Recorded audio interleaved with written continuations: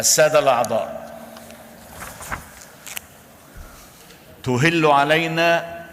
خلال الأيام القليلة القادمة العديد من الأعياد والمناسبات الرسمية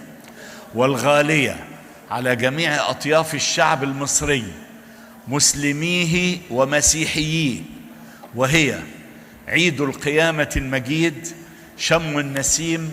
وعيد تحرير سيناء. فباسمكم جميعا وباسمي نتوجه بخالص التهنئة للشعب المصري العظيم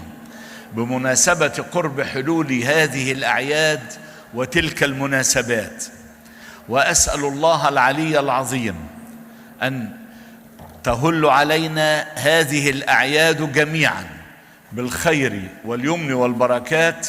وأن يعم المزيد من الرخاء والازدهار على مصرنا الغالية بقيادة فخامة الرئيس عبد الفتاح السيسي رئيس الجمهورية.